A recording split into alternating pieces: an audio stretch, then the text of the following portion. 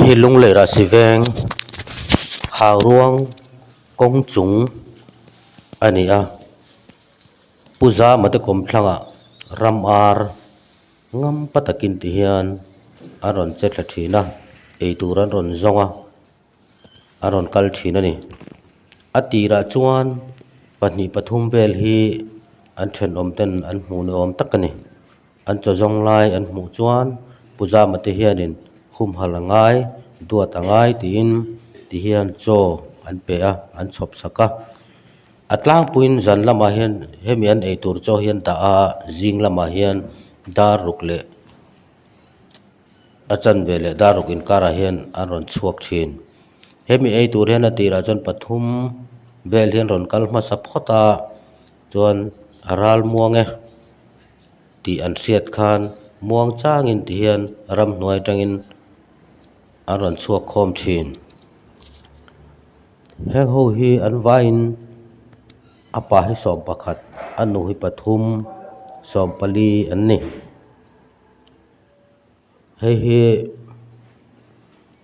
khopui chhung ani a atira chuan an ron ral tlan ve ni awm tak ani hemi an awmna bul lawkah hian ram chhete awma chumi hnuaiah chuan an lut khawm le mai thin puja mate hian tinat emaw atiral ti zawng emaw a barakhai zawng emaw atiral mawng lo zawng emaw hian engti kong ma in an phal lova ti hian duat takin tlai tin an ei tur hian chhop saka zinga hian heng ho hian an ron ei thin ani hemi ramar chalai hmu hi a hlim awm ve hrim hrima rilru ati hlima a hmu nawm bawka heti hian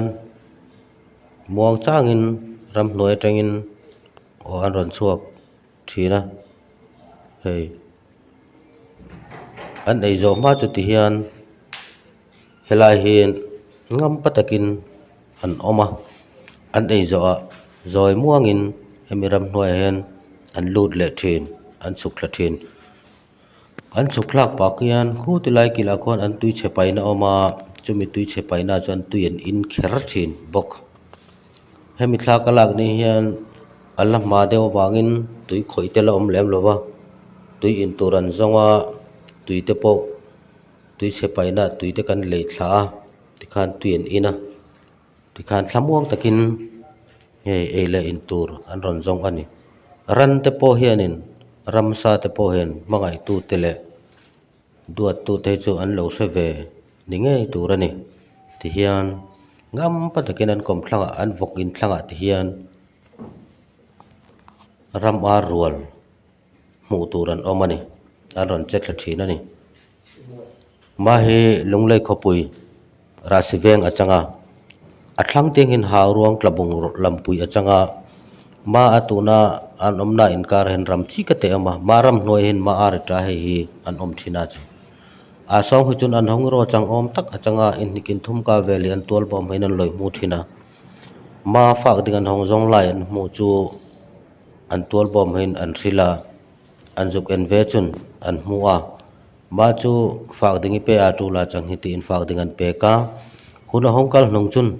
ma za ka hi an hong om khom ta chang an mu song hi nikum november achanga nikum november ha chun an latam no a december ni atuna thla atang hen voi kan an hong tam lut chang om tak ka chang kholoi an fak ding hian pek thina mangka hin an sia peka zinga daruk ni na daruk chan ve inkar hin an hong suaka an hong in chuk thin anin chuka an fak zoi ma ka chu mangka hin an om thina ei oi tok kan thla homen la thei ma an chuk zoi hin an hoi teng khun an juk kala ma khun an tui thaloi paina oma ma an tui thaloi paina khun tuian in thin ma thla ken lang na hin tui om no lein a tui kin juk manga ma an chuk zoi an in ding a chu an loi nga ka an loi in ve mai thina chang ro chu ma a ri ta hi an natir mo a thong mo a kap mo no le mo i ma chang an tri salam ding i tho hi in ka ma phal a chang no a ma hi in riang mu em ka ni duat em ka an i hum hal an en kola chang fak ding hom hi ma ka hin kholoi tin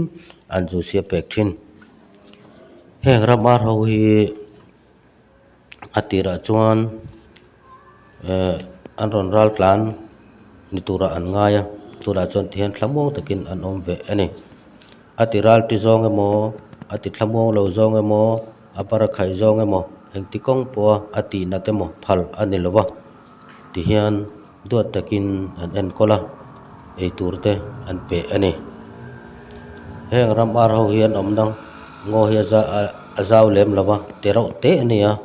chuti chung chuan helai hian zing tin eitur zawngin an rawn kal a ti hian an ei thin ani a hmuh nawmin mia ti hlim hle a